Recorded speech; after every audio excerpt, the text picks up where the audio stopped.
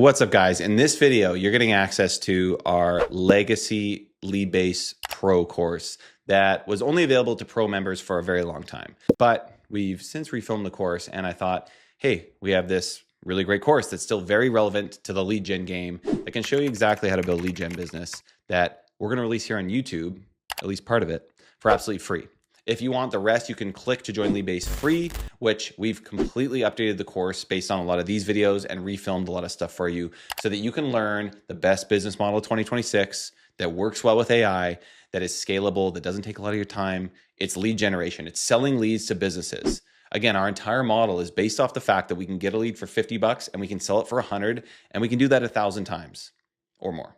So if you want access to the full course, the full boot camp that we're releasing half of here, you can click below to join the absolutely free Skool group where you can access all of that. You're joining over 12,000 members who are learning how to build a lead gen business.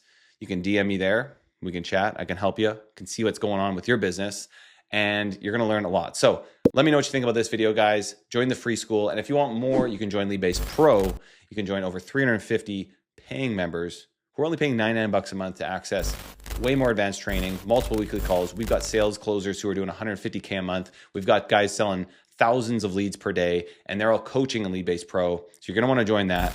No, it's not $10,000. It's $99.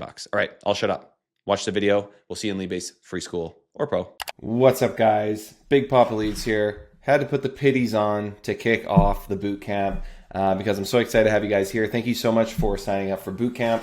We're super fired up about this course and this community that we're building here. We had no idea when we started this just over a year ago that we'd have over 700 people in the Discord, and a lot of you guys just really engaging with the content, asking lots of questions. And as you've seen over the past year, we loved just answering your questions, giving out as much as we can for free, but we figured we would add a paid section to Leadbase and have a boot camp where you guys can come and get your lead gen to the next level. So without further ado, I'm just going to go over kind of the course outline, the course syllabus here. And yeah, let's just dive right into it. We'll talk about how you can be successful in this course and what to expect. So meet the instructors. You see myself there, Big Papa Leads, yours truly. I'm going to be teaching most of this course, but we're going to have the other Ryan B, one of my best friends since high school at this point. We've owned this business for several years now together. We're going to be teaching the content of this course together. I do a lot of the sales. I do a lot of the kind of ad copywriting, some of the creative, and then Ryan does a ton of design work with landing pages, creating the funnels, the websites. So we're a really good 1-2 punch. And we're just good buddies. We love hanging out and working together. So that's a huge pro. And we're going to be your instructors. If you ever have any questions, make sure to go into the private Discord and ask away. We're going to be there 5 days a week, just helping you guys out. So definitely utilize that. And we'll kind of bounce things off each other depending on what kind of questions you ask. If it's design, I might refer to Ryan because he's a much better designer than I am. But when it comes to sales and ads, we both kind of do a little bit of everything. So definitely hit us up in there. So why did we make this course? Why did we make a boot camp? Well, we wanted a straight to the point, no BS course. We wanted to use as many examples as we could from our actual lead generation work. So this is not a course that's going to take you 30 hours to go through. It'll take you, several hours. But really what we're going to focus on here is updating this course consistently with what's working in the real world and trying to make it, just as real world example based as possible, especially with the changing landscape of marketing and lead gen and with these platforms. We're really going to do our best to stay on top of it and update you guys with what's working as consistently as possible. Because as you could probably guess, if we film this giant 30-hour course within 6 months, it could be completely outdated. That's not to say that we didn't put a lot of work into this, trying to figure out exactly what we should teach you. And then the live call element's going to be obviously, I think, one of the most valuable parts of this course. And after, like I said, after chatting with a lot of you in the Discord, obviously we give a lot of stuff away for free. We felt that we should have a weekly call included in this course where you guys can literally just ask us questions, ask away. I know in a lot of the kind of mastermind groups, I'm in those Q&A times, those conversations were one of the most helpful things about any sort of community. So definitely show up to the calls. We'll talk about that in a bit. So the goal of the bootcamp is very simple: to take your lead generation to the next level. What does that mean? If you're a beginner, you're making $0, you've never done lead gen, maybe you've done some marketing, you've done some retainer stuff, and you want to start doing lead generation. We want to get you from $0 in lead gen to 10K a month in lead gen. That is our goal for everybody who joins this course. If you're experienced and you're already making some money in lead generation. We're really here to help you scale, to optimize, to get bigger clients, and to pretty much keep you up to date with what's working for us in 2024 so you can stay ahead of the curve. Because as I said, things change very quickly. I know we have a lot of people in the course that are, they've started onboarding one of their first or second clients. I think that's maybe where a lot of you guys might be. We want to help you get to the next level. That's as simple as that. We can help you find those big clients. We can help you set up those campaigns that can do leads at scale, go get over the 100 lead per day mark and start really making real money. So that's the goal of this course, plain and simple, get you to the next level in lead generation. A quick overview of our model, just in case you didn't know. So again, I know there's a lot of people in this Discord and this community that are doing retainers, they're doing more traditional marketing. Maybe you just do websites, but you're curious about lead generation. Maybe you already understand how lead generation works. But what we've always done and what's worked for us for over 7 years now is we choose a niche. So for example, you choose solar as your niche. You build a brand. So you have an authoritative, trustworthy brand that you build in that niche. And then what you do is you go get clients that are going to buy leads off of that brand. So that brand is going to generate all of your leads, and you're going to have as many clients as you want buying leads off that brand. We do not build accounts for our clients. We do not build landing pages for our client. We do not take over our clients' accounts or anything like that. We own everything that we do, and that's the power of this lead generation model, is that we own the brand, we own the landing pages, we own the ad accounts, and they just buy leads off of us. That way, if things don't work out and 6 months later you're on a retainer, they take everything that you just learned and they walk away. They take the pixel, they take the ads, they take everything. In this case, you own the IP, and that is why it is powerful. After we get the client, we generate leads via Facebook, search, YouTube, TikTok, etc., wherever we can get them for a cost that makes sense and a quality that works for the client. We send them all through the same funnel. We lease them leads. So we basically sell them leads, but we give them exclusivity to that niche forever, but we reserve the right to sell those leads other offers after 90 days. So if I sold a solar lead to a client after 90 days, I have the right to sell them roofing, or maybe roofing would be too close, life insurance, for example. So that way you can build a database and you can resell different offers to that database. And number 6, of course, is we scale to the moon, to the stratosphere, and you bring on as many clients as your heart desires. You build your brand up until it's making whatever run rate you want per month, and then you can do it again in another niche. So we like to focus on one niche at a time. So I would focus on solar for 6 months to a year, for example, until I'm really crushing it. I have a full understanding. My clients are happy. It's running like clockwork. And then I go into a new niche. We do this a lot with, what we've done over the past several years is we build up a niche, and after about a year, things really do tend to run themselves like clockwork. Once you've got kind of evergreen ads in place that are just pumping out leads like nobody's business, you don't have to touch a lot of it. One of our best niches in timeshare probably took us a couple hours a week at the most, and it was making 40 to 50K a month pretty consistently. So we want to help you find those evergreen ads, build that evergreen niche that's just making you money like there's no tomorrow, and then you can go into other niches and continue to scale.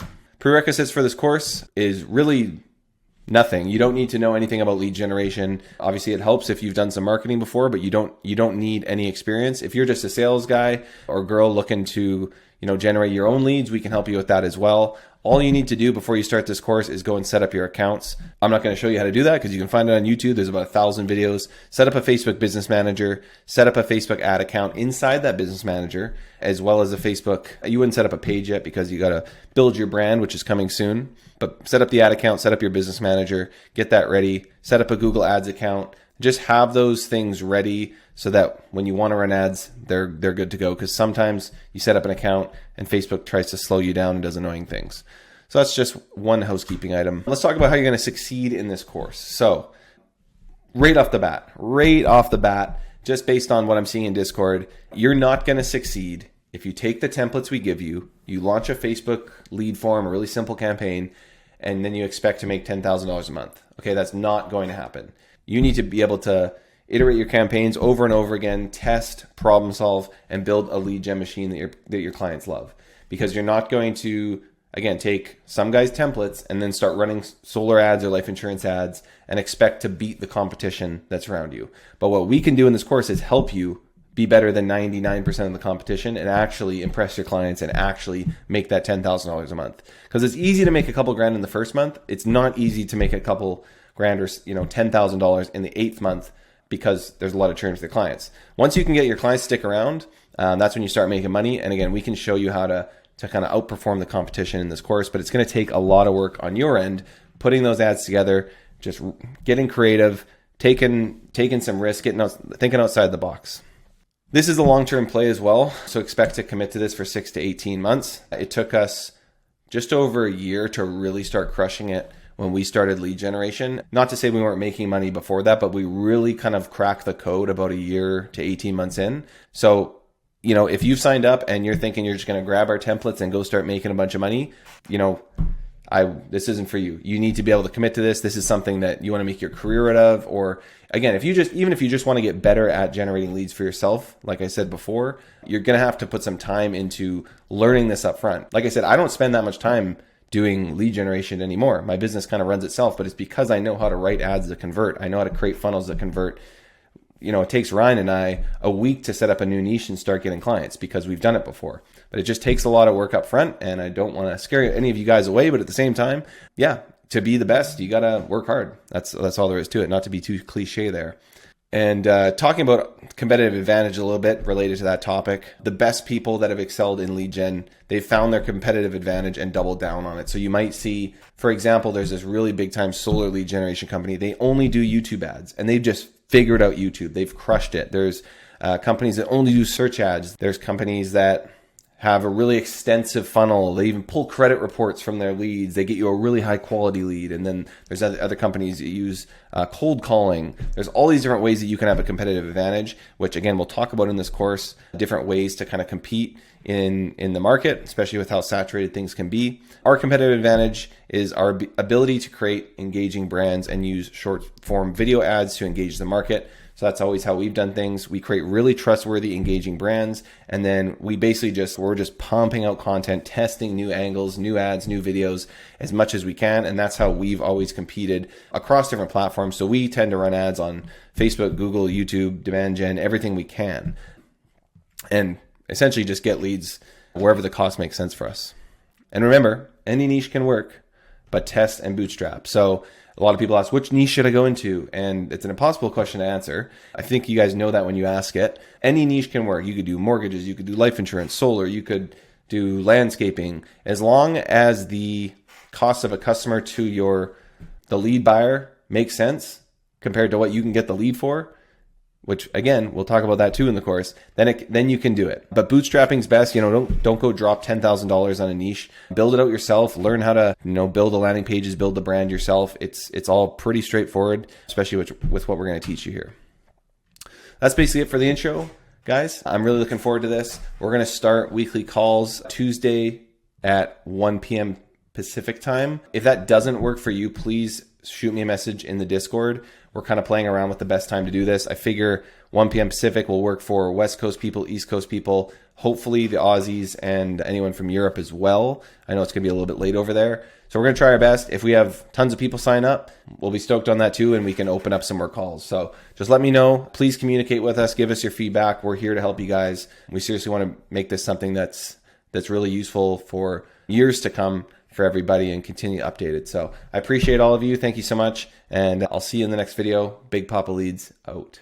What's up, everyone? Welcome to section 1 of Bootcamp 2.0. Excited today to talk about choosing your niche. So we're going to get right to the point. I'm going to talk about some things you should consider when you're choosing your niche to go into, whether you're doing cost per lead, you're doing retainers for clients, you're doing some sort of hybrid commission deal, whatever it may be. We like to focus on one niche at a time in lead gen. We've talked about our model a little bit, focusing on one niche, building a brand and selling to multiple clients within that niche. And that helps you build an understanding of the niche so that you can really dominate and differentiate yourself within a niche. So let's take a look at some things you should consider when you're making that pick, that all important pick of your niche that you're going to dive into. So a couple things to consider. One, is it competitive? How competitive is the niche that you're going into? There's a ton of people in our Discord that are going into solar or life insurance, probably because some of the videos that I've made have focused on those niches, but I have seen a ton of people going into those niches and they're becoming very competitive. That being said, there's a reason for that. There's a reason that they're becoming competitive. It's because there's a ton of potential leads out there for those niches. Anybody can be sold life insurance. Any homeowner could be sold solar for the most part, unless maybe you're in Minnesota, but I think you can still buy solar there too. So there's a reason that those niches are competitive. competitive. Some niches that aren't as competitive,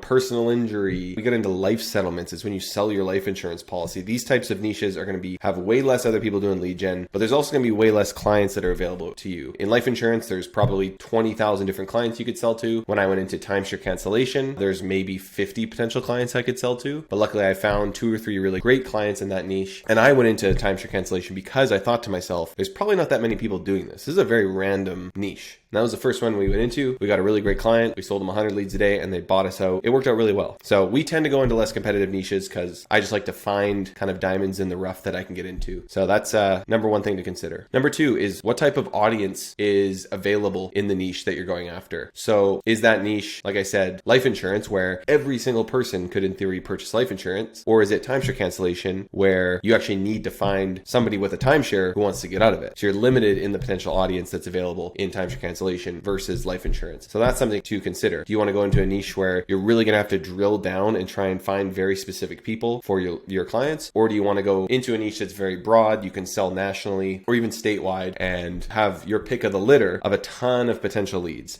Usually it's easier to get started in a niche like that, like life insurance or solar, because you have this huge potential audience in front of you where you can, again, cast a wider net. Makes it a little bit easier to get started. Something to consider. Consideration number 3, how good can you make your offer? So we call this money for jam. Do you have an offer that's so good that somebody's like, oh, why wouldn't I do that? I don't want to lose money. I got to take this offer. An example of that would be timeshare cancellation again. You got a timeshare. It's $50,000 you owe on it. Hey, do you want to get out of that thing for $5,000? Do you want to pay 1/10 of what you owe on it to get out of it? That's like a money for jam thing. At one point, we could even offer refunds or potentially get you a refund on the amount you've already paid to your timeshare. So people are like, yeah, sign me up. I want a refund on this timeshare that I never use. Think of that now versus life insurance. Hey, you want life insurance? Hey, you should protect your family with life insurance. Yeah. Like I should protect my family. I should get life insurance, but it's not as maybe urgent or money for jam as we call it. That being said, if you're a really great lead generator, you're going to figure out ways to spin different offers for life insurance that makes them sound more interesting than just, hey, you want life insurance. So something to consider there. Before you go into niches, maybe think about what kind of offers could I be pitching in here? Solar's one that's people are trying to turn into money for jam, which is, $0 down. The amount that you save in electricity pays for the panels. So it's essentially telling people like, hey, you're going to basically get these solar panels for free. I find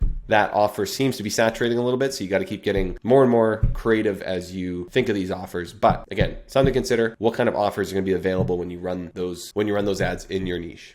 Fourth thing to consider, this is a little bit more of an advanced topic, but can you build off of that niche? So let's say you went into solar. You could build off of that. You could go into home renos off that. You could go into like siding and windows and doors, all about homeowners maybe. You could sell something to that solar lead 90 days later. We like to lease leads to our clients. So we say, I'm going to sell you that lead for 90 days. I'll never sell it to another solar provider ever, but I have the right to sell them windows and doors after 90 days and pitch them new offers. So something to consider is what could you spin off of this brand? What kind of big database could you create where you could continually sell offers to this database? So let's say you go and get 10,000 solar leads over the next year. Well, if you have a Windows client, you could email that 10,000 lead database. And if you got 100 leads out of that, those are free leads that you could then sell for $100 and you just made 10 grand. It's things like that that can really make you a lot of money in the long run. So that's the fourth thing to consider. So I mentioned in the intro, so the next thing to think about when you're choosing a niche is what is the edge that you're going to have going into that market? How can you differentiate yourself? And I talked about this in the intro. We are not here to give you a template that you're going to paste on Facebook and all of a sudden you're just going to make $20,000 a month selling leads. That is not going to happen. You're going to have to iterate and test like crazy to find out what your edge is, and then you got to triple down on that. So again, I'm not here to help you get rich quick. This is going to take you 12 months at least to really get this dialed in, really figure this out. It took me 18 months before I really figured it out, and then I started making really good money, and now I still make really good money because I cracked a code and I figured out what we were good at. So a couple things that could be your edge. Are you really good at sales? Are you terrible on the phone? If you can get somebody on the phone, you can entice them to want to buy your leads. Can you close them? Are you going to be able to get on that call and get them to buy leads off you? I'm really good at sales because I'm just super honest and transparent with people, and I think it disarms them. When I get somebody on the phone, there's a very, very high chance I'm going to close them. I would say I close 80 to 90% of the people I get on the phone to buy leads off me because I just tell them like, hey, I want to work with you. I want your feedback. I want this to be something where we grow together. I'm not looking to make money on the first couple orders. It's my goal to be working with you in a year and for you to scale this thing with me. So again, I really make sure they know that I'm not trying to make a quick buck off of them. I actually want them to be a client that works closely with me. I also tend to only go for 2 or 3 clients per niche who can scale with me. So I let them know that too, that I'm looking for somebody who can really scale this to the next level. I'm not looking to sell to 100 different people. So is sales your edge? Potential edge number 2 could be competitive pricing. And this is going to come from you being really technical and good at Facebook ads or good at creative. So if you're able to produce the same lead as, your 3 other competitors, but you can offer a lower price, you can obviously compete at that level. You're probably not going to know that when you're going into niche right off the bat, but something to consider is can you generate leads for less than your competitor? And I don't want you to think about this as a race to the bottom. It's not about just charging less than your competitor, because I tend to charge more than my competitors. And when I get somebody on the phone, this is my sales edge, they say, well, I bought leads for 50 and yours are 80. And I say, yeah, but what was the appointment ratio on those leads? Well, I talked to like 1 of them out of 10. I'm like, yeah, well, you're going to talk to 5 or 6 out of 10 when you work with our leads. So you got to know how you're differentiating yourself. You have to be able to justify your price. All those things are important when you're selling, obviously. Edge number 3 is, are you able to produce a very high quality lead? Because 9 out of 10 lead generators on the market are producing terrible quality leads that are not verified or not actually ready to have a conversation with anybody. They're just tire kicking, and you're going to probably waste a lot of clients' time if you're just running a simple Facebook lead form and expecting those leads to show up and close. You're going to need to have a funnel that produces quality leads regardless. So if you have experience already, or maybe you're just complete beginner, that's fine. But you're going to have to continually reiterate your funnel so that you have a funnel that actually gets motivated buyers in front of your customers. So that's an edge that you can build upon. And once you figure out your quality edge, once you've really dialed it in your niche, and you figured out how to get more of those customers to show up to appointments, then you've already won the battle. If you can get 5 of the 10 leads that you send to a client to show up to an appointment, you're putting the ball in your client's court. And if they can't close, that's their problem. If you can get the leads in front of them, then you've done your job. And then you can continually double down on that. And again, that's what I tell my potential clients when I'm getting a sales call with them. Hey, what's your your lead to appointment ratio on those other leads you tried? Again, 10%. Ours is 50. Okay. You want to work with us? It's going to be way less time off of your team, and you're going to close more deals. So I make it easy for them. Number 4, fourth potential edge is you're super creative and you just know how to pump out creatives and offers and hooks that convert. I've seen a lot of people in the Discord even getting leads for $2 or $3 because they have amazing creatives versus other people getting leads for $20 or $30. You can literally shave 90% of your lead costs off if you have really strong creatives. And I've seen this happen on my end a lot of times. In Times for Cancellation, I had some video creatives around an ebook that took my lead cost from $70 all the way down to like $20 to $30. And I just started making money hand over fist. That took me a while to test to get to that point. But if you can learn and get this, just get it through your head that you're going to need to test just creative after creative after creative, videos and images and hooks and offers. The more you do that, the better you're going to get at lead generation. And that's going to actually help you gain an edge over your competition. And that's the edge that we have, is that we just pump out video creatives. We try different crazy hooks and offers, and 1 out of 10 of them hits, and we've just shaved 80% off of our lead cost. And if you just simply go and test every single week, you have a sandbox campaign and you're testing creatives like crazy, that's actually going to lead to you just being better than 90% of the different lead generators out there anyway, because everyone's kind of just copying each other and doing the easy thing and looking at the offers that are already available and just doing the same thing. So if you can do something different, you're already going to have an edge. All right, let's jump on the computer and I'm going to look at some of the different niches that are available to you. This is just a sheet that's going to give you some ideas on what niche you might want to go into, make your decision a little bit easier. But I definitely encourage you to go out and just do research on the market, look around your local city that you live in, and look at different offers that are out there and look at different niches that might be available. If there's a product out there that is worth at least $1,000 to $1,500 to a client, you could probably generate and sell leads for that offer. That's what you need, about $1,000 to $1,500. So let's jump on the computer. So here's some niche examples that I've put together. Again, this is a really simple document here that'll be in the notes as well. Couple different categories here. I'll just pick out some examples here. So we got life insurance, we've got tax relief, loans, car finance. The financial realm is a good one because usually you're going to be able to work with a national client. I just like to work with national clients because they have the potential to scale to several hundred leads per week. Whereas a statewide client usually can't do that much volume. So I just personally like that element. There's the home services niche. So we've got realtors, equity release, landscaping, flooring, HVAC.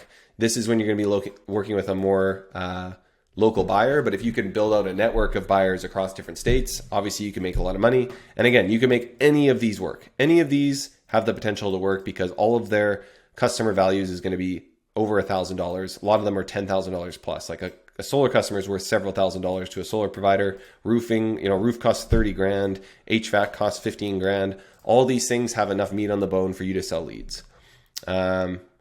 Legal, the only thing I could think of is personal injury, but that's a very broad niche. So there's personal injury from car accident, there's work accidents, there's mass tort, so mass lawsuits, like class action lawsuits, tons of stuff in legal. Working with lawyers, I've heard, is difficult. I have not personally done legal. There's dental, optometry, plastic surgeon. These are all like huge customer values. Plastic surgeon, that's like 20 grand. Cosmetic dental, that's 20, 30 grand. There's tons of meat on the bone there. You're going to have to work with local clients. There's B2B. So B2B, usually there's potential to charge a lot per lead, but there's less leads available because you need to find business owners. It can be difficult. I have had some success in the call center, like getting leads for call centers, and seen some success there. But business car finance, business loans, business office space, security, employee benefits, like all these things have potential. And if you can get leads for that, the back end deals that are available for business loans, you could make, I've heard of guys making $30,000 to $40,000 per closed deal on commission because the lead's worth millions of dollars to their client. So it's something to consider. You can focus on seniors. There's retirement planning, retirement home, walk-in bathtubs. I took a look at this one. I almost did walk-in bathtubs once because it's like $20,000 for a walk-in bathtub or a stand-up, shower and stuff like that. Stair chair, all these things. Hearing aids. I've heard of people doing hearing aids, and you could focus on seniors and then sell different products to your senior audience. Other niches we thought of, there's education, travel, divorce lawyer.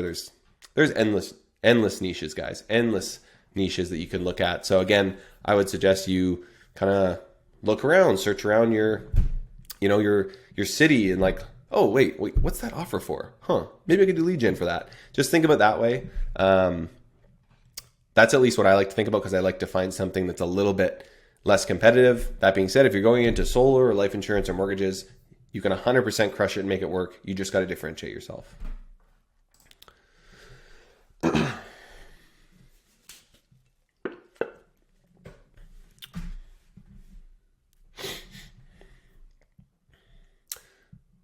So I gave you the list of niches. Now let's look at how to research those different niches. So there's a few different ways that I research a niche before I go into it. The first one is I look at the Facebook ads library. So let's jump into the Facebook ads library here.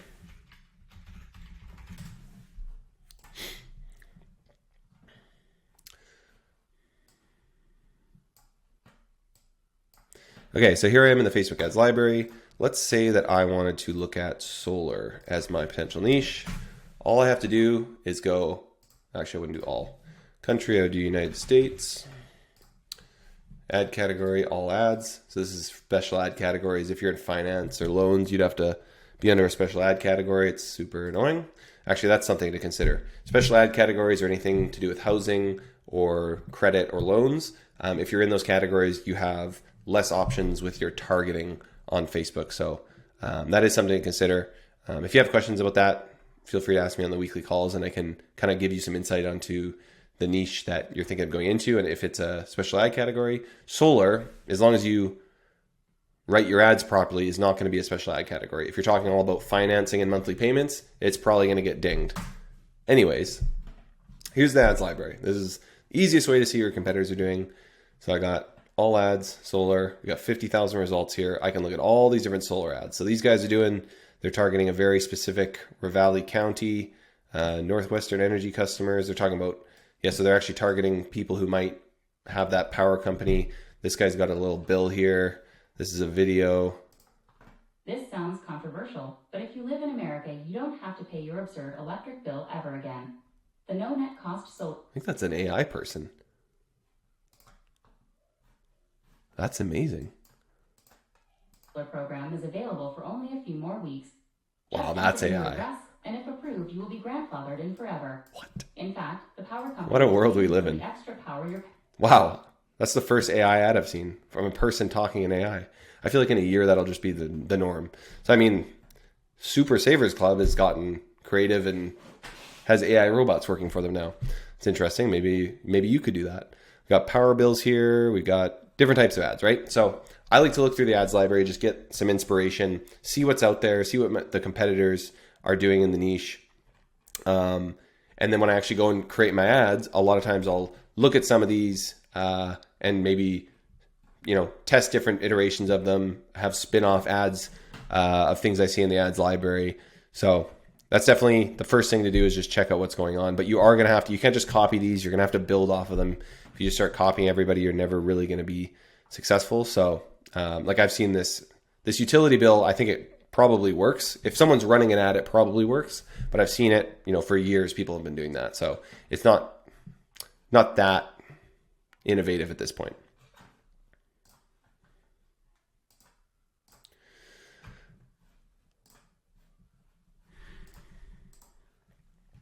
All right. The next thing I do is I like to go into Facebook groups and see what people are, what the conversations are about the niche that I potentially want to go into. So Dan Wardrop is a mentor of mine. He taught me about lead gen, was it 6 years ago now? So big fan of Dan Wardrop. Definitely recommend you check out his stuff as well. His Paper Lead Ninjas group is really great for learning about a niche. So let's go solar lead price, for example. We can learn about solar lead price. So looking for solar appointments in New Jersey, special invitation. So this person's wondering about solar in the UK.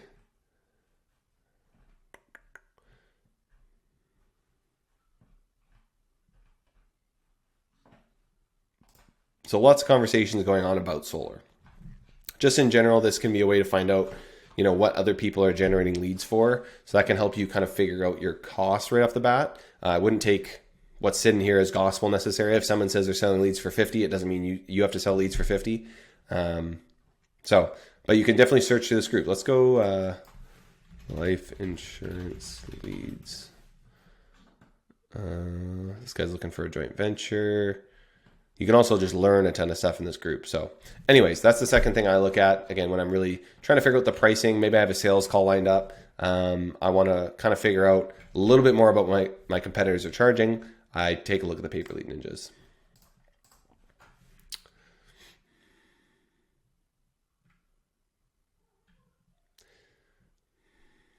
A couple other things to consider is, I've kind of talked about this a little bit already, but is your niche going to be local or national? So again, if you're in solar, you might be working in just Texas solar, or you could expand to different states. Or if you're in life insurance, odds are that most of your buyers are going to be able to work in multiple states, if not the entire country.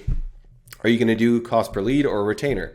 Sometimes, if you're just starting out in lead gen, you might want to start with a retainer. But we prefer Paper Lead. You take some risk on your end, but there's huge reward available. You can only make so much with a retainer, charging $1,500 a month. You're capped out. That being said, if you're just getting into solar, for example, and you just need to get some experience under your belt, you want to learn, maybe a retainer makes sense, or maybe you have your client pay the ad spend and you make a commission on the closed deal. There's tons of ways to structure things, especially with how saturated things are now. A lot of these buyers have been kind of jaded. So if you can find an edge to get that client, do what you got to do.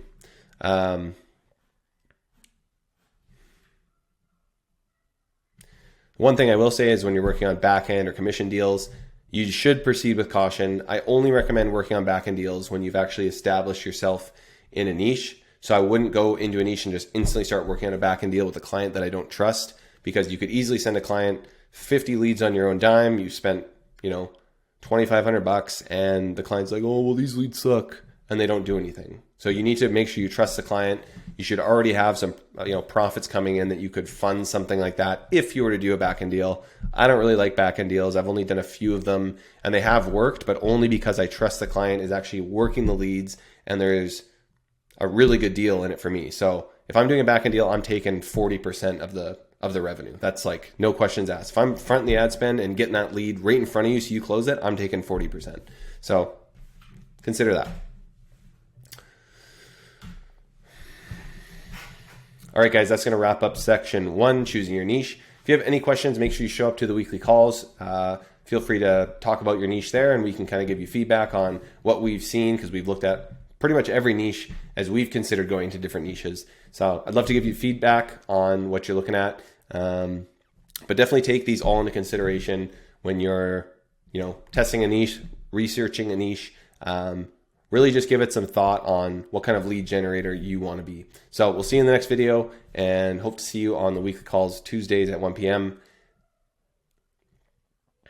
We'll see you in the next one. All right, everyone. Welcome to section 2 of the Leadbase Bootcamp, building a brand. So today we're going to talk about how to build the perfect brand website, a brand that's going to help you get clients, a brand that's going to help you get leads, and a brand that's going to help differentiate you from the competitors out there. They're also trying to generate leads with their Mickey Mouse brands. We're going to show you here how to create a brand really quickly using some of our templates. And we're going to show you a bunch of examples of what makes a strong online brand, because there's a lot of different options out there. So let's jump into it. Building a brand. What type of brand is best for you? So there's a few things to consider when you're building out your brand. There's a few different types of sites that you can build. So there's comparison sites, there's direct offer or one-track sites, there's corporate sites, there's personified sites. So I'll go over some examples and this will make sense in a little bit.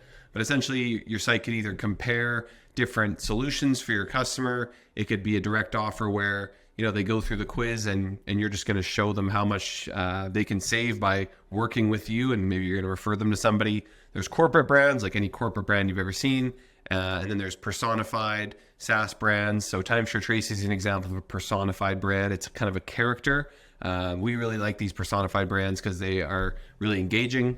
And when you're building a brand, it's really important that you build it on trust and reviews. So you really want to start out right out of the gate. The first leads or customers that you get, you really want to be trying to get reviews and building trust on that brand site. And ultimately, you want people to go to your brand site and feel like they can trust you, like you're not going to scam them like a lot of the stuff on the internet does. So if you can build something that looks legit, that both your lead buyers and leads themselves can trust, you're going to have success. So let's take a look at a bunch of different brands here. So some of these are our brands that we've built. And maybe you've never even heard of building a brand and what that even means. So just to recap, we like to generate leads on Facebook and Google and YouTube. We send them to a funnel, and that funnel is a landing page. It's got our brand on it. So Timeshare Tracy is an example of one of our brands. I'll show you Timeshare Tracy first. Let's see here. Oops.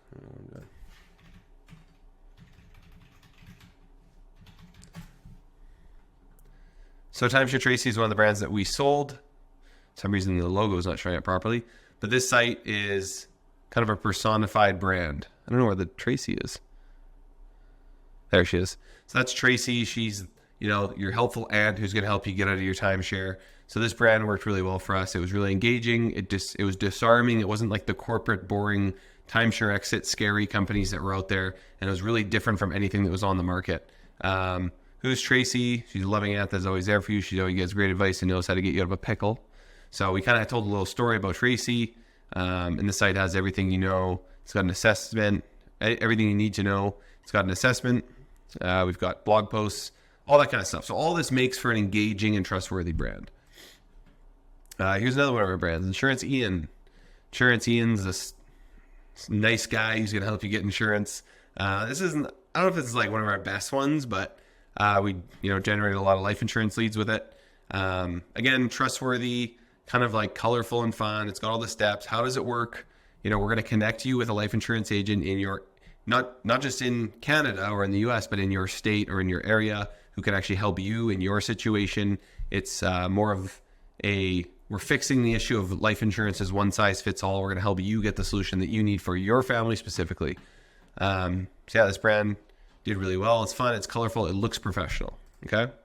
A brand I really like that I've seen a few times, Tom.co. So these guys focused on life insurance for dads. So really simple offer. They're getting life insurance for dads. They give $1 to ball cancer every time that you fill out a quote.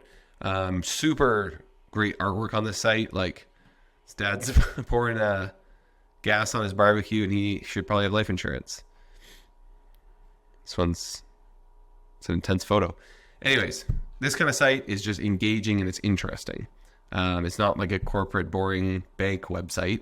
This actually is calling out a target market, which is dads, and they've got humor on there. They've changed the way life insurance is being done. Here's another one that's doing life insurance really well.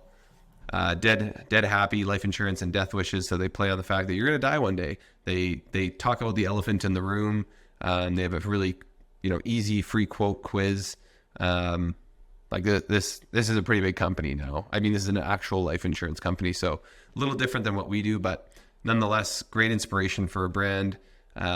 Stuff like this is the kind of stuff that you need to be thinking about, is how can you differentiate yourself? And these guys are just like, we're going to go do like the craziest thing ever and talk about death, rather than being like, oh, protect your family, happy times, everything's okay, nothing bad will ever happen. These guys are like, you're going to die, you should get some insurance. Death wishes, they call it. I think that's amazing. Great branding. I'm going to go down to this one. Solar exclusive. This is a site that sells leads. I thought it was really good. So I mean, they run ads through, I guess, consumer-facing brands. This is the brand that sells leads to solar installers. This site is just so straight to the point, and it's very intriguing if you're a solar panel installer. So they've got, our close ratio skyrocketed from 7 to 40%. They're a game changer. Like, these guys are they've got real client testimonials. That's huge. Like, most lead generators, especially when you first start out, you're not going to have any reviews. If you can get just 1 or 2 clients to actually just film something saying, wow, like they did what they said they would do, you're going to be so far ahead of the competition. That's what we did with Tracy, is we had just a few people who got out of their timeshare film a little iPhone video. It didn't have to be good. And just saying, yeah, you know what? Like, Tracy helped me get in contact with, a company that can actually help me. They didn't scam me. They didn't take my money. I got out of my timeshare. And in a lot of these industries, there's so many people that suck at helping people that if you just get some social proof of somebody actually getting the product or the service they needed, again, you're going to be above the competition. What's USwitch? I think Ryan B put this one in here. Sure. Broadband mobile. So these guys, this is kind of a comparison site, or a big, they do multiple different niches on one site. So this is something you could build one day when you have a big mega brand. Maybe you start in car insurance, but you build into home insurance, then new boilers, mortgages, credit cards, current accounts. What does that mean? I don't know. But these guys do everything. So again, really professional looking brand. Looks like they're in the UK. Take control of your energy bills. QR codes are cool. Again, compare quotes. So they're really comparing quotes and comparing different potential options out there. So yeah, you could really grow a huge database on a site like this. So those are all different kinds of brands. Again, we've got comparison sites. You're comparing different offers on USwitch. You've got more of a direct offer with Insurance Ian, which is we're gonna find the solution for you, and we're gonna connect you with that one offer. Those are the most common two, and then obviously there's more corporate type sites, like if you're on like TD Bank or something, or Bank of America. Obviously they're very corporate looking, which is not what we do as lead generators. I guess the last one's review site. Not something you're probably going to use as a pay-per-click advertiser. This is more of an SEO thing. You write a bunch of reviews, you get SEO leads, and then you sell them. So for the most part, you're probably doing a comparison site or a direct offer site.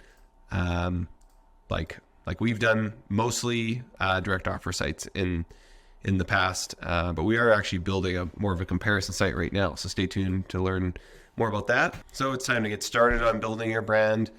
Where do you start? In my opinion, it's best to bootstrap this. So don't go and spend thousands of dollars paying somebody to build a brand. You don't need to pay a developer like 10 grand to build you a website. You can literally use the template that's going to be in this training to build something that looks like Insurance Ian or looks like Timeshare Tracy. You just need to be able to get graphics off, go and deposit photos or Canva or something like that. You need it to look professional. It can't look like a joke, but you don't need to go and spend thousands of dollars, especially because you want to invest. If you're going to invest money in anything, it should be testing on ads and marketing to get clients. So that's important to remember. Hopefully you've got a little bit of developer skills in you. I suck at building websites. I can't build anything, but even I can use a template and build a site that looks half decent. It's important to have that brand look good so that you can leverage it as well. So although you want to build it quick and cheap, when you go to those prospective clients, you want to be able to present that website to them and say, this is our engaging brand. We educate the consumer. We generate leads through funnels that are built off of this website, and we gain people's trust so that we can pass them on to you, because once they trust us, they can trust you when we hand them off to you. So I've had a lot of success closing deals because I'm able to show the client my website and they say, oh, wow, that's a cool website. Like, oh, Timeshare Tracy, that's really cool. That's different. That's unique. So make sure it's polished. Even if you're not the best website builder, if you have a brand that's different or engaging, like Dead Happy or Timeshare Tracy or something like that, you have the ability to sell better than someone that's got just kind of, I've seen a lot of, and this is not a knock on any of you guys, maybe there's a little bit, but there's a lot of like very generic solar brand names out there, like Solar Pros and Solar Pal and Solar whatever. All these, like, they work, like you can generate leads with those websites. I just personally think it's cool to try and think of something a little bit different that captures people's attention more than, a more generic name. That's just my opinion. So building your brand tech, we've got a lot of resources again in this training for templates for WordPress and Unbounce and stuff like that. But we use WordPress and Elementor with SiteGround hosting. We build our landing pages on Unbounce, so we're never sending traffic to our website. We're sending it to Unbounce landing pages. So hopefully I've made that clear. Essentially, we have our main website. That's if someone Googles us or we want to show our clients that main website. But the traffic that we generate is actually going to landing pages with very specific offers and one track on them, one call to action. Whereas if we send traffic to our website, they could go anywhere, and it's not how we do lead gen. Deposit photos and Unsplash are great for stock, as I mentioned earlier. And you can leverage and start with a template, but again, like I've said before, you can't just use a template and expect to make a bunch of money. You have to be able to be creative, build a brand that's engaging, and iterate and test. But with a website, that being said, again, you just need it to look legit. You just need it to look trustworthy, so that, again, leads will, if a lead goes to your funnel and then goes and Googles you, your website has to look good. And then your clients also need to be able to go there and know that you're a functional human being and you can build a website. So those are all important. That's it for today. I'm not actually going to go walk through building a brand on a website because that's not really what this course is about. I will be more hands-on in the sections on Facebook ads and Google ads and stuff like that. But in terms of building the site, all you have to do is click below and get the template. You can go YouTube how to use Elementor or anywhere else. I'm not going to show you how to use WordPress at Elementor. So it should be pretty straightforward. If you guys have any questions, feel free to hit me up on Discord. And as always, go to the weekly calls and ask any questions you have about your brand or website. I'd love to tear it apart for you and encourage you as well. So see you in the next one. I'm out. All right, guys. So welcome to the video on how to set up your business on Facebook so that you can do lead gen the most efficiently. And it's just going to help you keep things more organized. So we've got an SOP that I'm working on as I make this video. So this will be below and this will have more stuff in it as well. But the first thing you're going to want to do is create a business portfolio in Meta. So it's really important you create a business portfolio because just using your personal account isn't going to allow you to grow. So you're going to want to create a business suite, and a business suite is essentially a folder that houses all of your pages and ad accounts and everything like that. So you just got to go to the link in the guide there, set up a business suite, and then you can name it and put your business email in there, all that good stuff. You can add people to it. You can do all kinds of good stuff with a business suite. So this is what it looks like here. You're going to see users, which you can add business partners or employees to, and then you've got accounts. So the first thing you want to do, and really the only two things you need to do at the start, is go and set up as many ad accounts as you can. So I think it lets you create 3 or 5. We've obviously got a lot of them here because we've been doing this for a while. So I'm just showing you 2 of them as an example. Again, you can add people here to different accounts and stuff. And what you're going to want to do is, if you have an ad account on your personal, you could request access so it's in your business manager, but you could also just create a new ad account and again, create as many as you can. You're going to go through, you have to put in your payment details and stuff like that, and just name it whatever your brand is. You can name it brand. And then the second one, you might just want to name brand 2 and then brand 3, however many you can. You can name it backup if you want, name it whatever. Just good to have those, just so you have, again, backups. And then for pages, what you're going to want to do is create a Facebook page for your business. So if you've already got a brand name, hopefully you've chosen a niche, have a brand name, you can go into Facebook, go to create new page, and set up a page here. So nothing crazy required here, but I'll show you how to get likes on the page in a second too.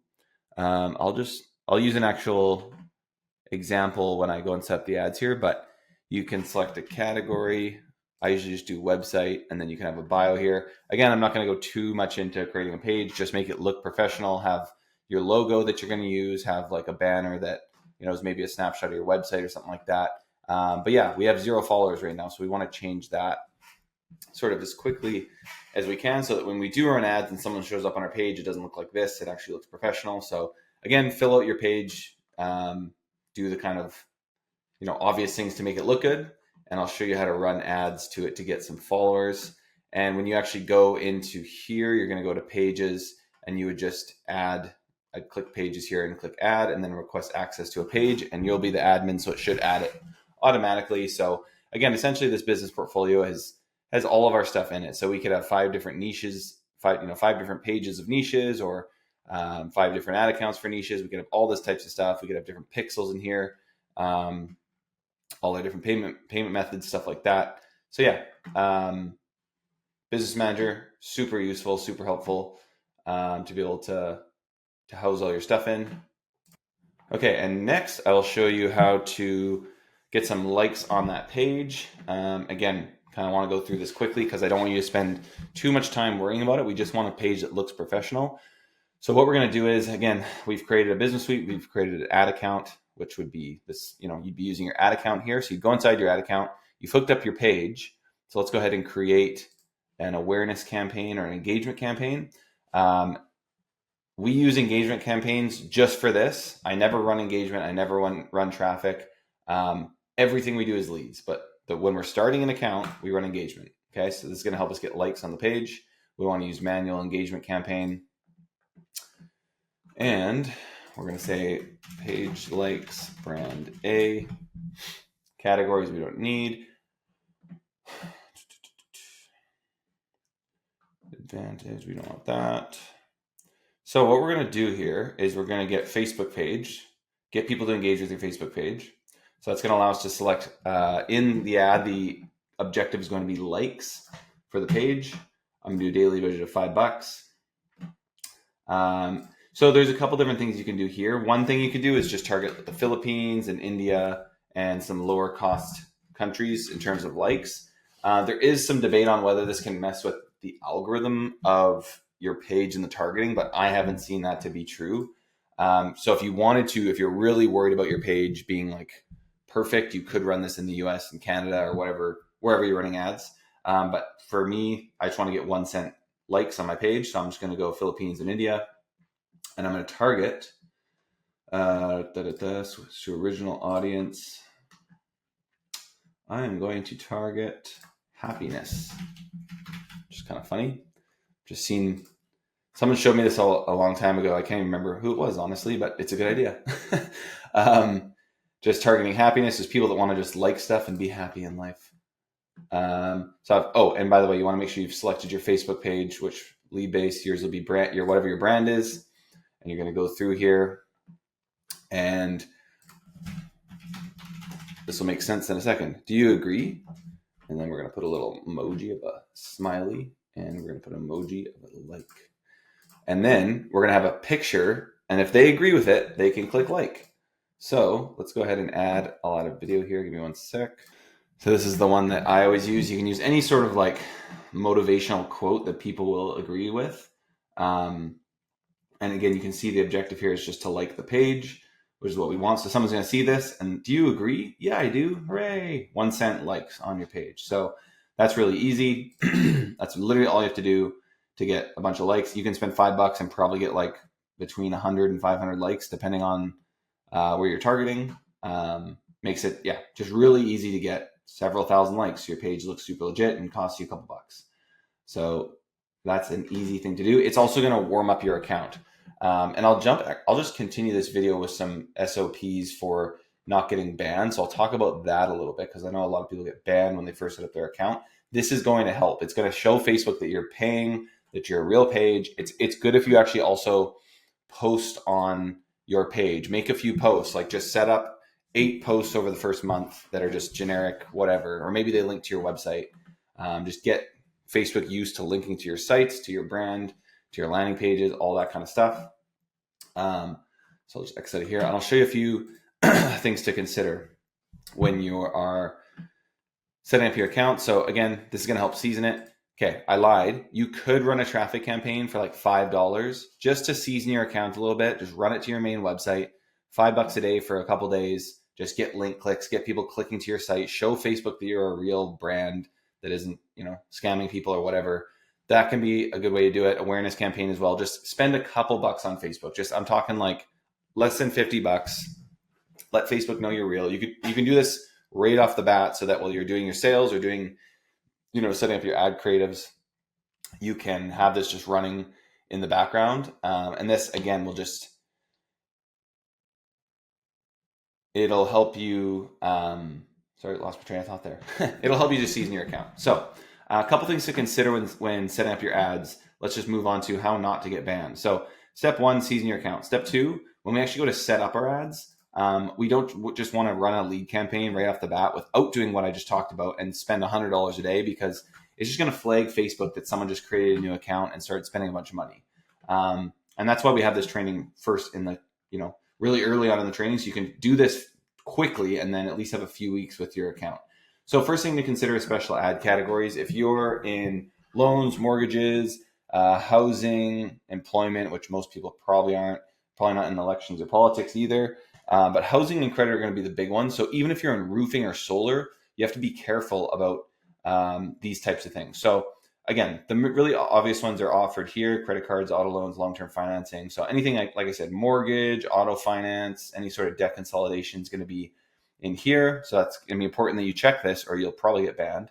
And once you do check this, the best part is they're a little bit more lenient on you. So if you're in a special ad category, you're actually kind of safe as far as I've seen. And if you've seen the opposite of that, let me know.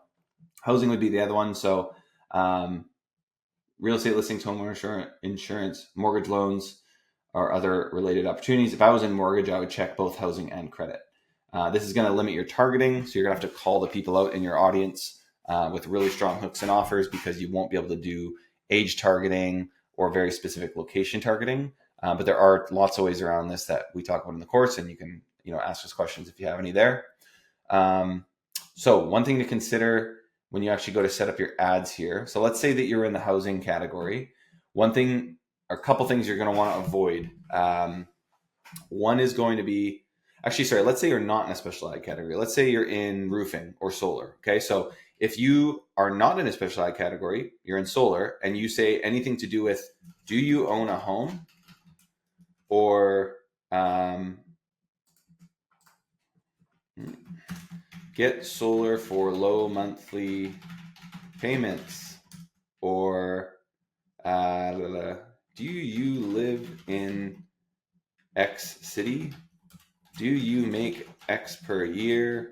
Anything like this that's kind of like calling out a specific person and saying, do you, that can flag Facebook. So you have to be really careful with using the word you, which is kind of weird. This used to be way worse. Like if you even had the word you in anything, they would just ban the crap out of you instantly. It's a little bit better now, but if you're not in a special ad category, just be careful saying this. If you say, do you own a home? They'll think that you should be in the home category. If you say anything to do with financing, monthly payments, even if for buying solar, they're going to say you should be in the credit category. If you say, do you live in X area or make X per year? They're going to say you're discriminating. So it's very important to watch out for that. And then so the best practice would be, instead of saying, do you X, XYZ, say Americans who want XYZ, or Texans who are looking for XYZ, stuff like this. So we're calling out the audience without saying the word you. You have to be careful with the word you. You have to be careful with who you're calling out. Okay. So, and then just watch out for language. Like if you're doing final expense insurance, be careful. Honestly, even with the word burial, until your account is warmed up, especially when I'm starting out, I just avoid any words that have to do with like death or anything. Like, you just got to be careful. What would be another example of this? Again, instead of saying, are you struggling with X right now? Or struggling to make your monthly payment right now, be like, you could be Texans who are tired of high rates. And even the word rates, you got to be careful with high, even payments, like anything outside that ad category. So again, well, I mean, if you're in if you're in mortgage, obviously you could say electricity payments, say that. If you're in anything to do with lending, obviously you're going to be in that special ad category. But again, let's say it's solar. So Texans who are tired of high electricity rates, listen up, whatever. Okay. So we're not saying, are you tired of your high electricity bill? We're saying Texans who are tired of high electricity rates. We're being pretty general. So obviously there's lots of examples of how this would work for any given, any given niche, but this is just some best practices. Don't say you as much as you can. Again, it's not always going to get you banned, but this is just a good way to think about it. Don't give Facebook a reason to ban you. Make sure you have multiple credit cards set up. So go to billing and payments and set up multiple credit cards. You do not want to have your credit card bounce for whatever reason, and then Facebook not be able to charge you. Another good reason to do all this up front is once you start spending money on Facebook, they're going to allow you to, they're going to lift your cost cap. So many new ad accounts are capped at $50 per day. If you start spending early, you have a better chance of not being cost capped as early. One more thing I'll talk about is for not getting banned is, what the heck? Oh, is it chat right now? I don't know what I did here. One thing to also be aware of is if you are in a special ad category, you're very restricted on what you can ask in these questions. And if you're not in a special ad category, you have to be careful about what custom questions you put in here. So again, let's say we're doing solar or roofing, and we wanted to do a where's custom questions? Ad question. So you just have to be careful what you're asking here. So this is why we'd like to use landing pages in the long term. If you're in a special ad category, you can't ask for address. You can't ask for personal information. You're not going to be able to ask for their income. There's a lot of things you can't ask for. And if you're not in a special ad category, don't go and ask, how much do you make? You just got to be careful with this. I guess people are using this. I would just be wary of it. This is all stuff to consider when you're starting. If you go and ask people, how much do you make, the first thing you do on your Facebook ad account, then Facebook's going to flag that as like, they could just flag it. You just got to be careful. Which is why when you're starting out, start with a very simple lead form, which would be phone number. If you're doing like solar or roofing or something where you want the address, you can ask address as long as you're not in a special ad category. But if you are in a special ad category, do not ask for address. I don't even think it'll let you.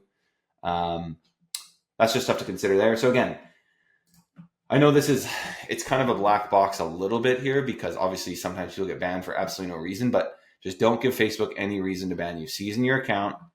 Don't ask personal questions. Speak in the third person, I guess you would call that. So don't say you, say Americans. Okay. And this stuff is all going to help you set up your account and be more successful in the long term. I think that's it for this video. This is kind of our standard operating procedure for setting up an account. Make sure you have backup accounts. Make sure you've got backup even pages. Make your page look legit. Run some engagement. Run traffic. It's the only time you're ever using traffic. And then run leads and crush it and make money. All right, guys, see you next video. All right, guys, what is up? We're getting into the fun stuff today. We're talking about client acquisition. So this section is going to be obviously very important to getting your first client and your third client and your 10th client and really scaling your lead operation business. So yeah, today I'm just going to go over some theory and talk about some general things that you need to know before you start looking for clients, talk about some strategies. And then throughout this section, you're going to have a lot of really tangible examples and kind of scripts for getting your first client. So yeah, let's dive into some slides here. I'm going to go over these pretty quick. And then again, the further sections will kind of be a little bit more hands-on examples on what you can do to start acquiring your dream clients. So we've talked about a few things so far in the first couple sections, getting your brand ready, having an understanding of the niche that you're going into, obviously choosing a niche. You can't sell if you don't have a niche that you're going into. So I'm assuming that you've kind of got a good understanding. You've got your business set up, you've got your brand set up. Maybe you have an understanding of what you're going to charge your clients. So there's a couple things, that you need to have done before you get on this first sales call so that you don't sound like a dummy when you're talking to your first client. You want to have your brand website ready to share. And I like to actually share the brand website in the cold emails that I send out so people can take a look at the brand that we're going to be using. You have an advantage by having your brand. You're going to differentiate yourself from 90% of lead generators by having a brand website. That's why we want you to use our template, make a nice WordPress website so that you can look legit. When your clients look at your site, they're going to say, oh wow, this is different than just Joe Blow who says he can get me leads. This is a legitimate looking website. You got to know what you're going to charge, as I said. So again, if you think you can get leads for $30, I'd be quoting at a 50 or I guess 100% markup. I'd be quoting at $60. So you can make sure your gross profit margin is 50%. That's just the way I do things. And then after a few other expenses and stuff like that, maybe you're going to land at 35 to 40% profit on your lead sales, which is what we aim for, what we hit consistently. Another question to have ready or an answer to have ready is what's your minimum order quantity? So you're going to need to know how is this going to work for your clients. Hopefully in the cold email, you've set them up to know that they're paying up front and they're ordering a minimum quantity, but how much are you going to kind of give on this? I like to quote, 50 leads is the minimum order. If I really want the client, I'll cut it down to 25. I've had big clients start at just 20 leads before. So you kind of got to read the client. And if they seem like they're legit, maybe you take a bit of a cut on that. So just know what's worth it for you to start with someone. If you're very new, maybe you start lower. There is a risk though of, doing 5 leads because that's not a good sample size at all. And you lose the client. So really push them and say, hey, you know what? 25 is literally that's pretty much a small sample size where we can figure out if these are going to work for you. And I need the opportunity to work with you, because if I send you 5 leads and they're not quite what you're looking for, I'm going to go above and beyond to make sure that you get 25 legitimate leads that you have the potential to close. So that's again going above and beyond for that first client and making sure that they understand that you're going to do that on the first order. A lot of times I tell my clients, you're going to order 50 leads from me, you're probably going to get 60 to 70 because I want to make sure that I'm covering any bad leads or any leads that don't qualify. And it always takes a little bit for us to get on the same page. It's never perfect right off the bat. That really kind of disarms them. What compromises are you willing to make? I kind of just mentioned that. Price, order, quantity, commission. If the client's legit and you think you can grow with them, maybe you make some compromises. I've totally been there. What questions are you asking in your quiz or form? So make sure that you kind of have your quiz ready or your maybe a Google sheet ready of all the questions that you're asking. Kind of ask them, hey, would those questions kind of be sufficient to get you a qualified lead? Maybe they have some other suggestions. If they want to add questions to your quiz and they're really finicky, you might quote them super high, or maybe they just want to add 1 or 2, or they have certain criteria. That's totally fine because every business is different. But sometimes I do quote $10 to $20 higher depending on if they want to add questions or not. And you got to know your numbers. So they're going to ask your contact rate. They're going to ask your conversion rate. Our contact rate's usually 70%. Our conversion rate's like 10 to 15%. It totally depends on the niche. It really depends on the niche. Sometimes it's as low as 8. Sometimes it's 18 to 20. Again, depending on the niche, depending on the platform. If you're using Google or Facebook, there's a lot of different factors there. But yeah, you should have an idea of these numbers. If you've never run lead gen before, you can kind of say, hey, you know what? I'm going to be completely transparent with you. This is a newer niche for us, but we're expecting to see a 70% contact rate and a 10% conversion to start. And we want to grow from there and build with you. So if you're transparent with your clients, it might feel like a moment of weakness to you. But I tell every client I go into a new niche with that, hey, we're actually new to this niche. We do have experience in other niches, but we're new to this one. You could say, I have experience in marketing, but this is a new niche for me for lead gen. I'm trying to grow with 1 or 2 dedicated partners and make sure that this works for you as your partner. So on this first order, I'm going to be very lenient with any replacement leads. I'm going to make sure that we get there. I'm looking to get you a 70% contact rate and a 12% conversion. So speak with confidence, but also speak with honesty and integrity, because people will recognize that right away. Moving on, pricing your leads. leads. So how to ballpark your cost of per lead. This is, if I'm honest with you guys, I pull my lead costs out of my ass a lot of the times. I just have like a sense of what a lead should cost to my client. And that's not the best for a coaching program. So I tried to kind of formalize how I think about this. So let's just use an example of a $5,000 lead, or a lead that's worth $5,000 to the client closed. This is like so ballpark, and it completely depends on so many factors, which is why if you ask in the Discord, how much should I sell these leads for? It's impossible to answer because it depends on, you're asking 5 questions, 15 questions, text verification, which platform,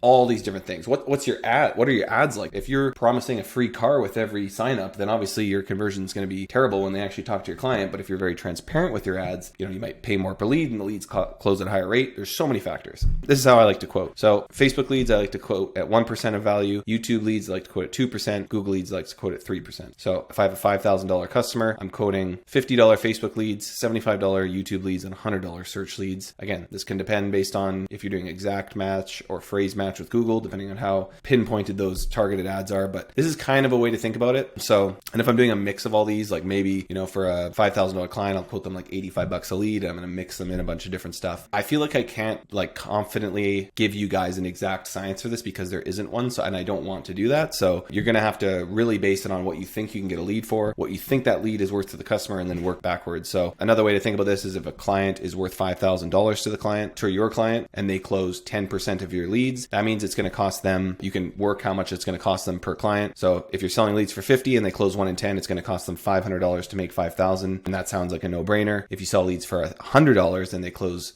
10%, that's going to cost them $1,000 for a client. So there's a lot of different factors there. You can ask your client on the call, what's your average close rate? If they say it's 10%, then you can kind of work backwards in that way. But I like to come in with a confident number. We sell leads for $80. Oh, and how do you justify that price? Which they never ask. You can say, well, our leads close at 10%. That means every 10th lead, you're going to get a conversion. It's going to cost you about $800 to acquire a client. And I'm pretty sure you guys make around $5,000 per deal. Yes, we do. Awesome. That means your gross profit after marketing costs, I guess that's not the way you pitch it, but so you basically say to them they're going to spend $800 to make $5,000. Obviously, there's other costs involved there. Most clients actually do want like at least a 5-to-1 return on the kind of top line like that because they obviously have other costs of doing business. So you're not just going to be able to sell a client like, a 2-to-1 ROI, because if it costs them $2,500 to acquire a $5,000 client, they probably have another $2,500 in costs on their end. So you need to make sure that there's profit left over at the end. Another way to research how to price your leads is to see what others are selling for. Dan Wardrop is a mentor of mine. His Paper Lead Ninjas group is really good. Just some examples here of people talking about how to price leads. This is actually probably a more general way of pricing leads is divide gross profit by 3, then divide by 10. So if they make $3,000, so instead of thinking of what a client's worth on the revenue side, look at the profit side, and you're going to quote, so 3,000 divided by 3 equals 1,000 divided by 10 is $100 per lead is what you would sell them. So again, take it with a grain of salt. It totally depends on the situation. Another way to kind of understand and be confident on that first sales call is to run tests and charge based on your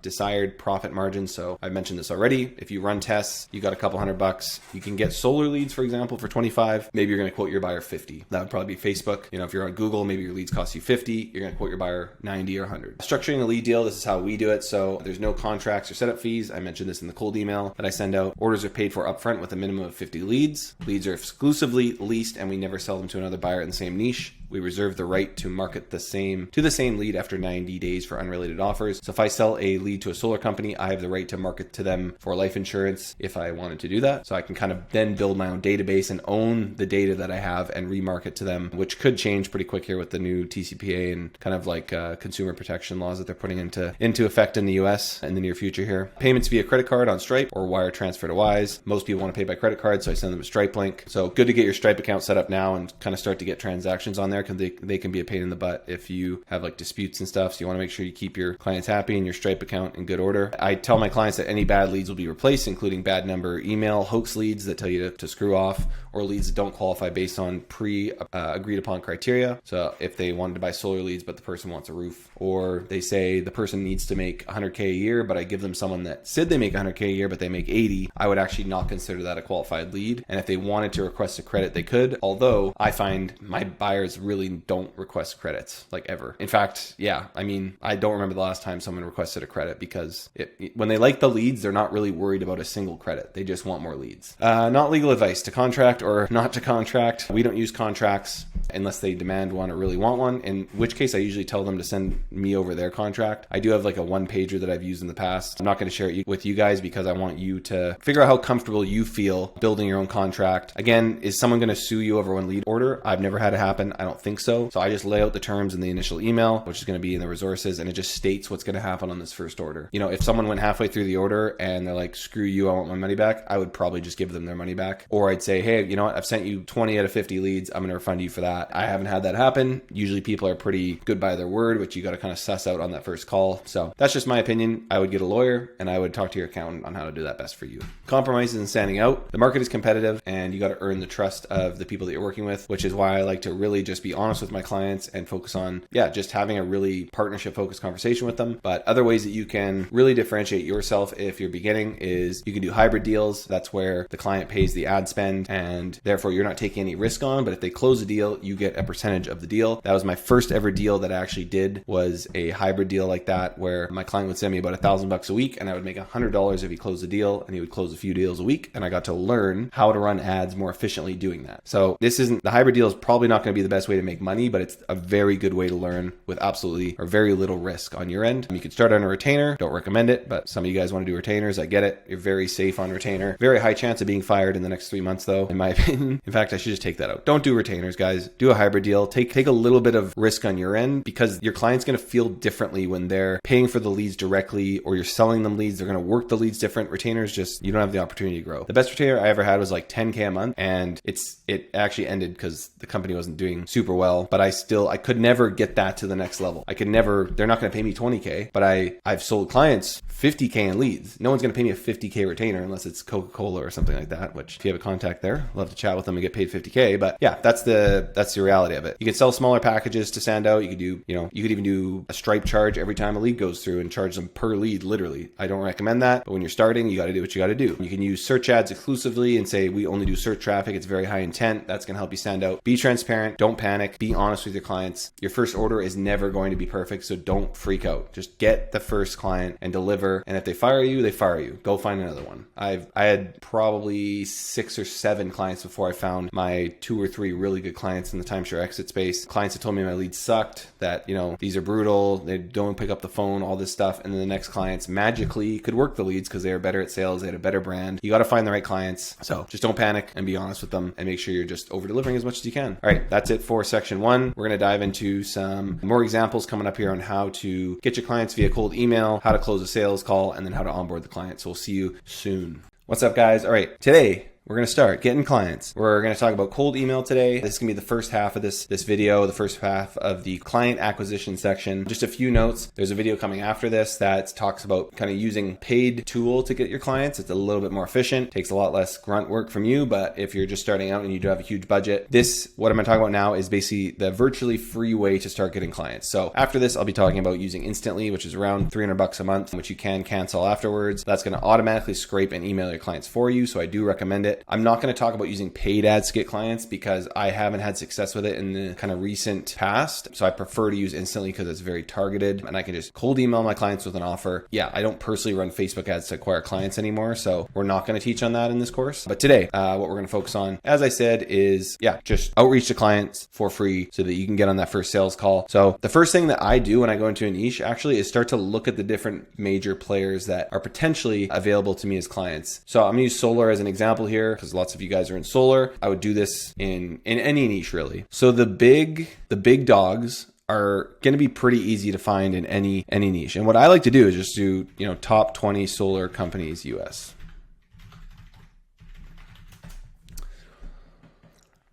So Forbes has a list. Let's see what they got on here. SunPower, Blue Raven Solar. So there's all these different companies. I started doing this video and then it wasn't recording. So I actually already pulled up these guys, Solagent. So pretend I clicked on Solagent, but there's obviously, tons of different companies that you could reach out to. Obviously, I know solar is different because SunPower, they have all these different affiliates and they work a little bit differently.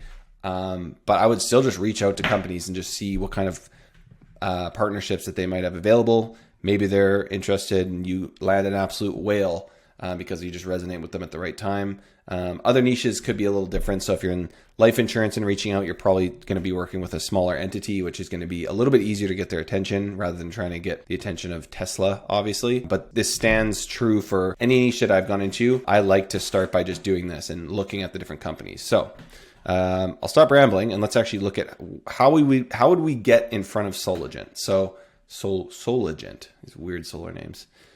There's a few different ways we could do that. So we've got their website here. Obviously, I could email them. I could send them a cold email. This is actually a mortgage one, but you guys are going to have access to our templates that we use in our cold emailing campaigns. This is a more structured one. I've got a very nonchalant one that's kind of like, hey, how's it going? This is our solar website. We're generating more leads than we can handle right now. Would you want to talk about a partnership? Be nonchalant, stand out a little bit, because maybe you guys get 10 emails a day like I do that are pitching me something and I ignore most of them. So there's different ways to send that cold email. Again, we'll give you some templates below or in part of this, somewhere in this section. And the next video will also talk a bit more specifically about that. But there's multiple ways that I could hit these guys up. I could cold email them. I could cold call them and just say, hey, I'd like to speak to someone who's in charge of your, lead generation there. And you're going to face a gatekeeper and they might shut you down, and you just got to keep calling them and keep trying. Call different companies, try different pitches, try different ways of getting to their gatekeeper. So I could email them, I could call them, I could go to their Facebook and message them. I've gotten clients messaging on Facebook because you're likely going to speak to a marketing person, maybe even their in-house ads person who's struggling right now to get them leads and wants help. So just nonchalantly message them, hey, Solagent, Ryan here from Leadbase. We're actually in the solar industry. We're generating leads with our, insert lead gen website here. We have too many leads to handle right now. Do you want to hop on a call and see if you guys could partner with us and help these people out? We've got people looking for solar panel, whatever. This could be a really great way to get in contact with them. Then you can go to their Instagram. Really just try and any place you can connect with them. So the next step you could do is go on to LinkedIn. I don't even think I'm logged into LinkedIn. Unpopular opinion, or maybe popular, LinkedIn sucks. I think it's like LinkedIn's just all garbage posts. I just think it's silly. Anyways, so Solagent. You could also pay for LinkedIn Pro. It's like $89 and then actually search these companies. But I got Solagent here, Solagent, Quad Cities, hybrid marketing. Got a couple Solagent people. So I could also connect with them and send a little message saying, hey, we'll connect with people in the solar industry. Just get the connection and then you could send them an email. But really what I'm trying to show you guys here is really just trying to manually get in contact with these companies as many ways as you can. So we've got email, phone, Facebook, Instagram, there's TikTok, there's LinkedIn. So you're hitting up the company in that way. And then you could also start to try and find different decision makers in the company. And that's going to start to cost you a little bit of money, most likely, unless you're just doing manual connections here. So I could connect with the executive chairman or the VP of business development. I mean, Martin Wiley would be a great guy to get in contact with. I'm sure he's hit up a lot. So you're going to have to make sure you spin it in a way that's interesting to him. But yeah, connect, maybe add a note there, or just see if he connects with you and then send him a DM. And that could be another way. You're obviously gonna have to send a lot of these. If you send 100, maybe you can convert 2 to 5 people to a sales call and you'll close 1 or 2 of them. It's gonna take a lot of work, but it's a free way to get in front of clients. Yeah, I'll just quickly go over, I guess, the types of emails that we send out. So this is kind of our generic one that we send out that does really well. I was testing a pay and performance ones just to see if people answered significantly more than pay per lead. So you would this would be replaced with pay per lead. You only pay for the leads you need. So this is the type of email we send out. We talk about all the different, all the different aspects of the leads that help us stand out. And yeah, this email works really good. Quick question email. This one works good. This is just an example from an old client that I acquired. This one works pretty well as well. Again, all these templates are going to be there. Another type of email that I would try is, hi, if you're talking to a name or a company, so Solagent. That didn't work. Hi, Solagent team. Our Are you guys looking for more leads? We're generating more than we can handle at henryhomes.co. Want to chat about partnering? So I like to send emails like this because it's very open-ending and intriguing to the client. Again, I just literally typed that out really quick. There's a couple different versions of this that I send, but instead of just blurting everything out, think of it like a Facebook ad. So if I just gave my leads everything on my landing page right in the Facebook ad and they didn't have to do anything to earn that next little piece of the puzzle, they might not click. This is kind of me getting the click or getting the reply. Hey, you know what? We got a ton of leads. You want to work with us? Hey, we're looking to partner with somebody. We got too many leads right now on henryhomes.co. We're doing 50 leads a week, 50 leads a day, and we're looking to partner with 1 or 2 companies. Would you guys be interested in chatting? I like to use nonchalant language in a world of very structured language. So that's just a quick tip. Again, part 2 of this, we'll talk about using Instantly to kind of automate this entire process. But I mean, there's tons of videos out there on cold emailing. Basically, go to these lists, frickin' grind. If you want to be successful, you got to grind. Find 50 companies and hit them up 5 different ways. That's going to be 250 messages and emails you send. But if you can get in front of 10 people, that's going to be wildly worth it for you. So that's going to end this video. We'll see you in the next one. All right, guys, we're already getting to the end of section 3. Today, we're going to talk about closing the deal. So you had your sales call, but actually getting it to the finish line and then onboarding that client, as well as actually maintaining that client and a couple things that I do to make sure that I'm on the same page with them. So closing the client. After the sales call, there's a few things that I like to do to make sure that I'm actually acquiring that client. I hate to toot my own horn, but I tend to close a very high percentage of the clients actually get on the phone because it's a strong offer. They need leads. You're going to give them leads and they only pay for the leads they need. So after that, I like to send a follow-up email. I send them a Stripe link and then I prepare to deliver by sending them a Google Sheet. And I also hook up to their CRM. If they want to start by hooking right up to their CRM, we can do that. Sometimes you can just send leads to a sheet and then their team will then transfer those leads from the sheet. Kind of depends on the client. They all use different CRMs. So you have to have a bit of a tech background. And if you have questions about this section specifically, like your client wants you to hook up to some random CRM, feel free to hit us up in the Discord or on the weekly calls, and Ryan B can help you out more with that. It's just hard to teach it because everybody has a different CRM, but we just use Zapier to hook up to Sheets, and that's kind of the basic one. And then we're going to talk about client maintenance, as I said. So I've had the sales call with the client. You already watched the sales call in this section, most likely. And after that sales call, things sound pretty good, or maybe they just say, send me more information. Maybe they say, yep, we want to do it. Let's start next week. This is what I send to everybody. So this really outlines exactly what I said and looks very professional. We talk about what we supply the leads for. They're exclusive. We deliver them via email or text messages in real time. Sometimes they set them up themselves. Oh, this one doesn't have. Oh, yeah, it does. I also talk about what we need to send the invoice and then an example of what a lead would look like. So I would provide every question. So first name, last name, email, phone number, what's your electricity bill, what's your address, any questions you're asking, recap those for your client. This looks professional, and then they get an understanding of, again, what you're going to be selling them. And this is kind of my contract because this is pretty hard to misunderstand. It just tells them exactly what I'm going to deliver them. Again, not legal advice. You should probably get a contract if you want one. But this is what I do. So again, I send this email out, and if they say to me, let's do it, let's move forward, I then respond to them basically just saying, awesome, what day you want to get started? I'm going to prepare you a Stripe link to get this paid, and we're going to set you up a Google Sheet, and that's going to be the intermediary point between us. So I send them a Google Sheet with a test lead on it. I tell them, just as I said in that email, you agree to give us notes on a weekly basis. A lot of the clients will just update this daily for you. And I really, really try and drive that home. We want your feedback. We want to understand how these leads are working for you. So yeah, that's important to explain to them. So again, I send them that Stripe payment link. I actually don't invoice them via Stripe. I send them a payment link, and the payment link can be sent to any client, and they can order as many leads as they want, which is really cool. So just look into creating a payment link in Stripe, and you can adjust the quantity there. Pretty straightforward. I'm not going to show you how to do that. But in terms of the Google Sheet, this is kind of the basic way to start off, is using Zapier, zapping the lead from your lead form or your landing page to a Google Sheet, and then asking for your client to give you feedback as these leads come in. And again, if you need help hooking up to their CRM or something really technical or specific,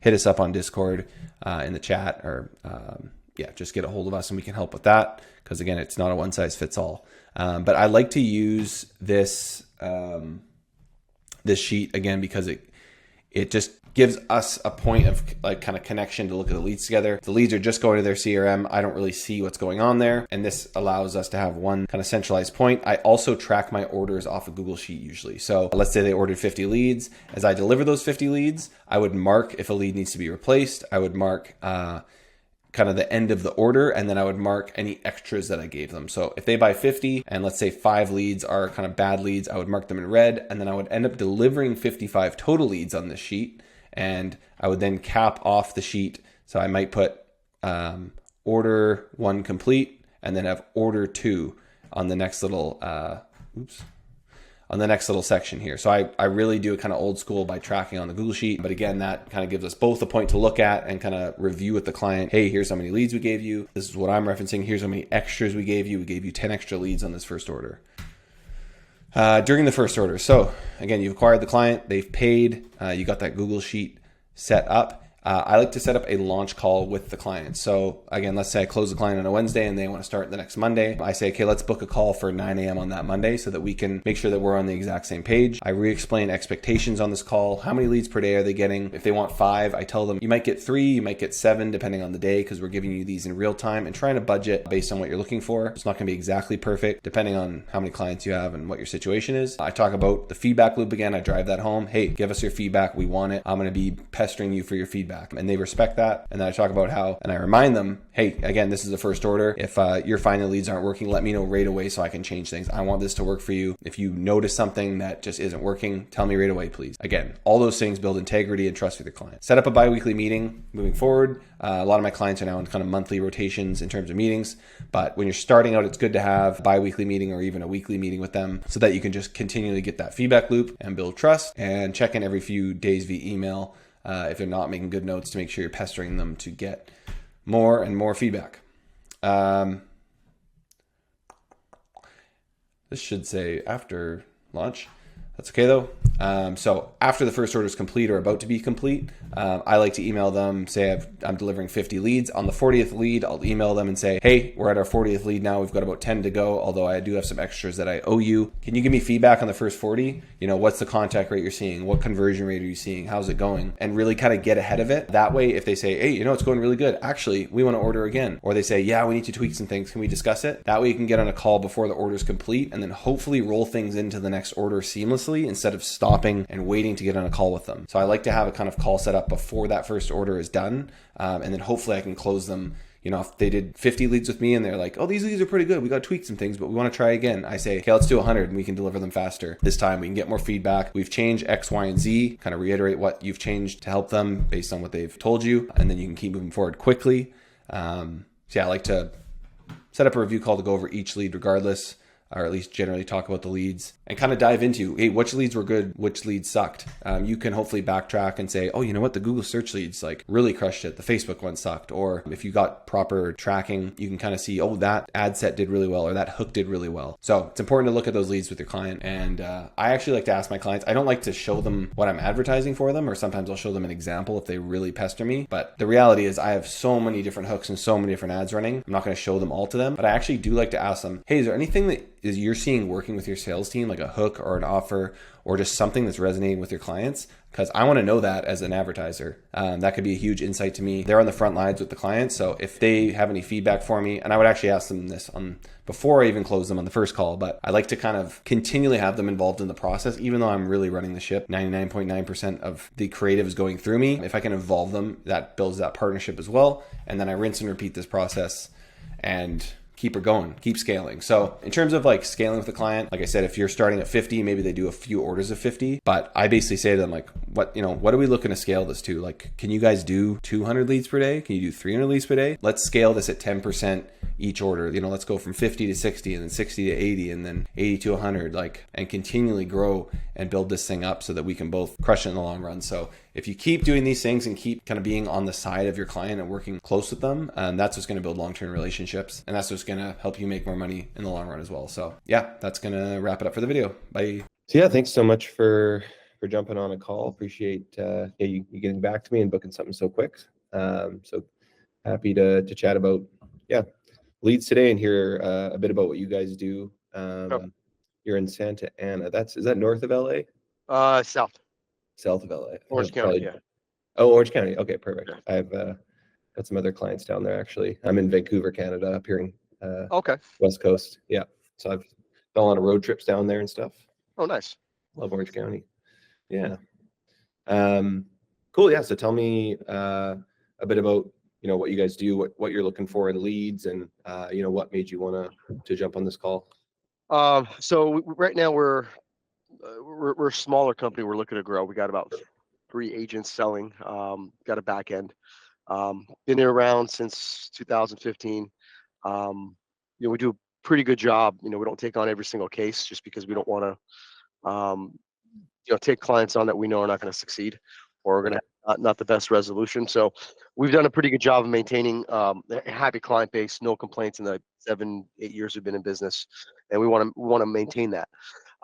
We primarily right now we do some radio commercials, Sirius XM. We do just general market radio, and then we buy leads, just transfer calls from different vendors, selling us calls on a 2-minute qualifier, things like that. Quality is always up and down. Volume is very inconsistent. You know, I'm looking for consistent volume. You know, might not be the best not the best quality, but you know, some stuff in there. I don't mind taking 10, 15, 20 calls to get 2-3 good leads out of it. Gotcha. So Makes sense. We're trying to grow. You know, I'm trying to get the lowest. You know, our cost per acquisition is too high right now, especially from our radio stuff. So my main goal is to bring that down. And I'm just curious to kind of, obviously I got your email forwarded from Chris, and you know, you mentioned you got a lot of leads, and would love to see what you guys have and what you guys can do. For sure. If you don't mind me asking, what's your current cost per acquisition? About 800. Gotcha. And what's your blended. average? Right. We should be closer to 600. I would say probably 900 because the radio stuff is coming around like 1100, 1200. The other stuff's coming around about 600 or so. Gotcha. And then what's an average kind of client worth to you guys? $4,500. 4,500. Gotcha. Yeah. Makes sense. Cool. And then so you said you take some live transfers. It's inconsistent. Have you purchased web leads before? Do you have any experience with like Google, YouTube, Facebook? So like data leads? Yeah. Dialogue? I have. You know, I didn't, back in the day, we didn't have the ability to use dialers and things like that. I got that now. As long as the data is opted in, you know, all verified and all that, I'm good to go. I just don't want any. I mean, I get it. We're dialing. We might run across TCPA issues. I just want to minimize that as much as possible.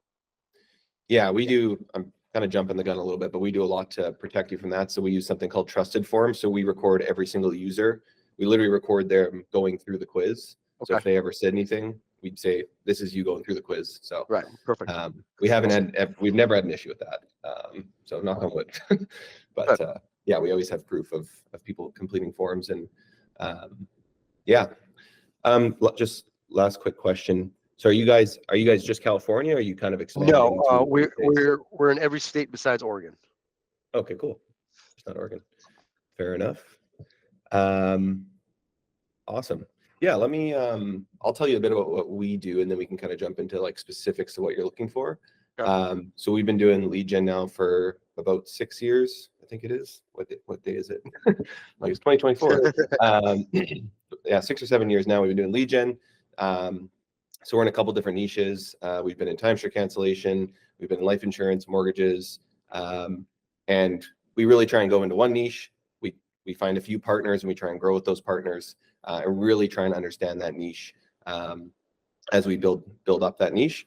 And essentially, we run all our ads through a dedicated brand. I think you've maybe seen the brand through the email, but it's, the brand we're going to be using is Save with Henry.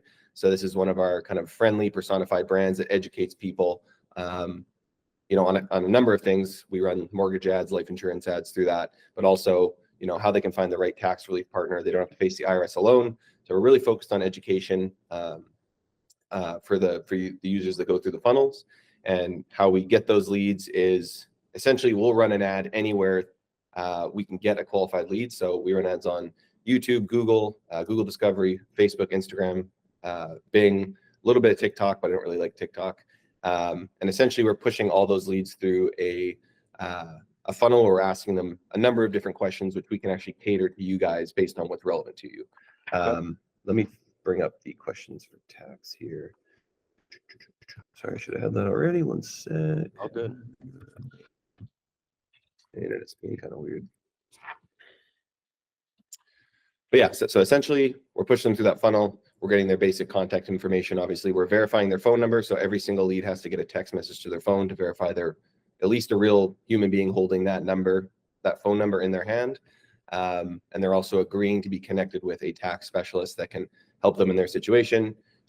We get their state and zip code, the amount owing, the approximate amount they think they're owing on their taxes, how many years they might be overdue, if they're already on a payment plan with the IRS. So if they've already set up a payment plan, probably not the best lead if they're already, they've only owed 5K and they've got a payment plan set up. If they're bankrupt or they're already filing for bankruptcy. And then, like I said, we also have that, it's called Trusted Form, where we record that whole user experience. And then we also send you that link if you want, or we can just keep the link. So you'll have proof of them filling out that form. And then we say, you still want to be connected? Yes, I do. We send them, in real time to your CRM. And basically our policy is if there's hoax leads, if somehow a fake number gets through, because sometimes people still police the system, or you call them and they tell you to screw off, we just replace that lead, no questions asked. So we want to make sure that you're getting leads that, are actually qualified and want to have a conversation. Obviously, not every lead's going to be, the best lead ever. We're not referrals, but we do have like the volume that you're talking about and the consistency you're talking about. If you want 10 leads per day, I'll give you 10 leads per day. Like that's something that, we do 100 leads per day in other niches. So we have the ability to do that. And yeah, it sounds like you guys are looking to grow. We've had a lot of success with companies, I think, like you guys, who are trying to get that volume and grow. So we'd love to grow with you on that. So do you have any questions on kind of the types of leads or anything that I just talked about? What type of volume can you realistically, we start off, what type of volume can you anticipate daily? I mean, if you're working in the whole US besides Oregon, I guess, is there any criteria? Like, is there a certain, can you work with somebody who owes like $7 or $8 grand, or is it 10K plus? Like, so it's 10K unless they have unfiled tax returns. A lot of times, they won't have filed for 3 years and they think they don't know. Right.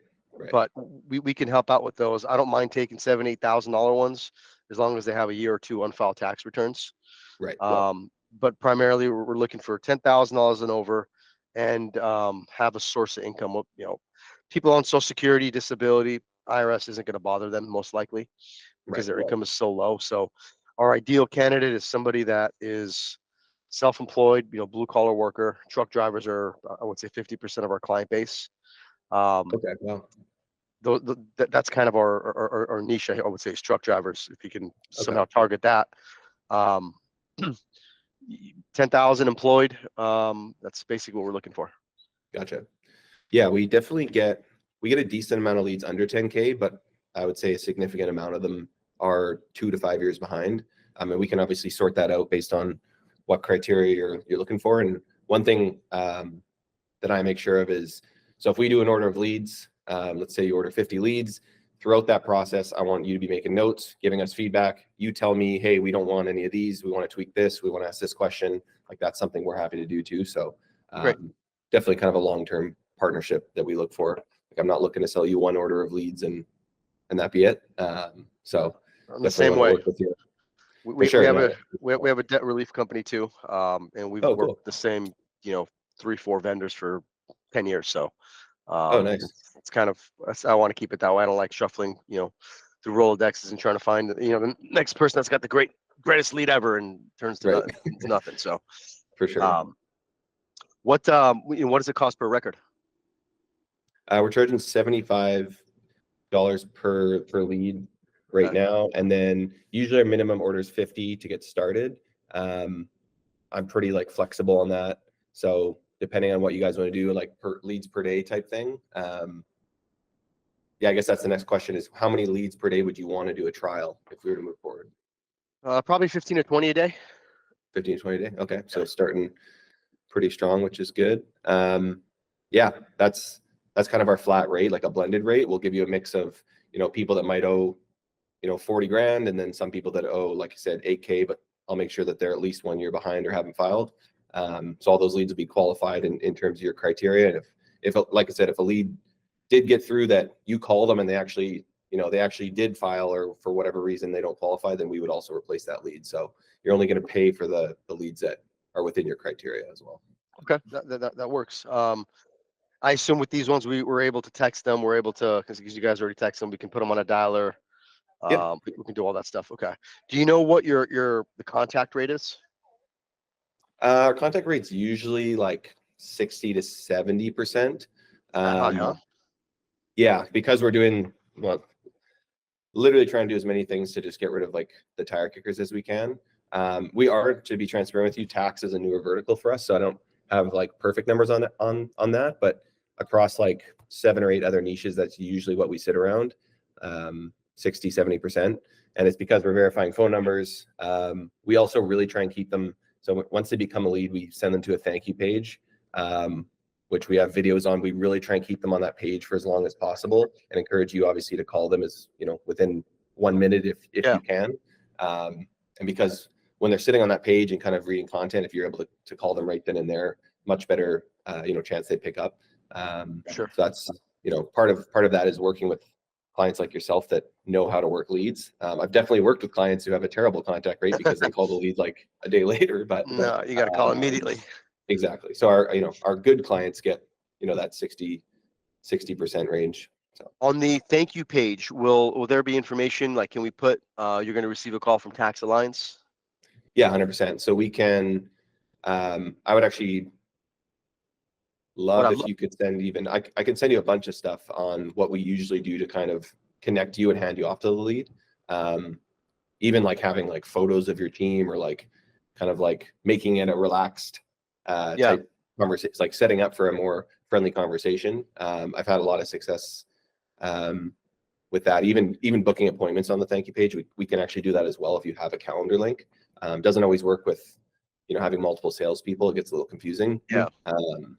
But yeah, we even had like 40% booking percentage just on that thank you page, because we kind of just let people know it's like, it's okay. We're just going to have a friendly conversation. It's not going to be pressure. So yeah, we can do whatever you want with that. Yeah, if you can send me kind of examples of what you guys have done in the past, and what's been successful. I'll talk to my guys here, and we'll see what we can put together. Sure. So you can do 15, 20 a day, no problem, you think? Yeah, it might take us a week or two to get up to that scale. Let me see here. I mean, I would say let's do 10. Yeah. Yeah, I mean, that definitely shouldn't be a problem. Let's see what we have here. On your email, it said pay on performance. What does that mean? Essentially just essentially it's only you're paying for a lead if it actually is a lead that matches your criteria. So like I said, yeah, if there's fake info, if they tell you to screw up, you're not going to pay for it. So you're paying for a lead that a real matches your criteria, a real lead. Exactly. Okay. That's not saying that every lead's going to pick up the phone, obviously, but of course, like I said, we verify the phone numbers. We make sure that they're ready to have a conversation. Sometimes they take their kids to school and forget about it, and then some. Right. Sorry, go ahead. Yeah, you're gonna have people that will submit something at 10:30 at night because they're stressed over their bills, and you call them in the morning and they don't answer the phone. So Right. yeah, we get that all the time, and we can run it through a dialer, and we can do all that good stuff. I'm going to use some AI technology and have AI call out on it eventually. So that's kind of the plan that we're going out to. Sweet. What AI tech are you using? So I know a marketing guy that's working for a timeshare cancellation team, and they're doing some AI. They're doing AI. Basically, an AI is calling and filtering the calls out for them. I did a test call. It's unreal. Like, you can't tell it's not a real person. You ask a question, they respond to it. It's pretty cool. Is it Air AI? I don't know. It's proprietary. They're building it proprietary. As far as I know, they're building a proprietary. But they could be obviously white labeling it. So I don't know. We haven't started yet. We're probably a month away from kind of launching that. Gotcha. Cool. Timeshare cancellation is the first niche I ever got into, like 7 years ago. That's the one I was doing kind of the first niche, we were up to like 100, 150 leads a day, and that we've been in for a long time. Okay, What nice. what company is that? If you I don't know. I don't know the name of the company. Gotcha. He's just a marketing guy for them, and he said I'm building this out for the timeshare company, and you guys want to test it on your tax stuff? And I said absolutely. So Nice. he's got a bunch of data. He's just waiting on dialing on it, I guess. Cool. Yeah, I feel like I know everyone in that space. Cool. Where were we? Do you have any other questions about the types of leads? No. I guess it's just you guys are going to post to our CRM. Yeah. Okay. Yeah, I'll have a Google Sheet that's kind of like the middle ground for us. Okay.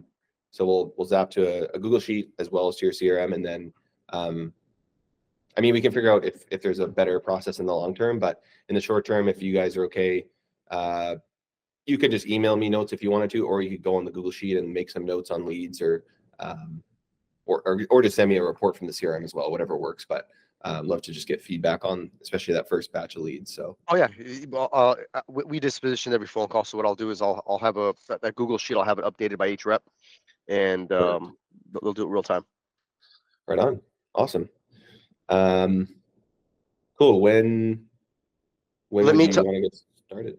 probably next week, or yeah, probably next week. Let me talk to the owner real quick. Sure. Let me get the green light. I don't think it's gonna be an issue, and then I will reach back out to you, Ryan, and we'll get the process started. Right on. Sounds great. Yeah. And if you have any other questions, let me know. I'll send you an email just recapping everything that I talked about, and then yeah, looking forward to working with you. Perfect. Yeah, if you can send that email, that'd be great. I can share it with the owner, and then we'll make things a little easier for me as well. Yeah, sounds good. Awesome. Thanks for your time, Ryan. I appreciate it. Have a good one. See ya. You too. Thanks. Bye.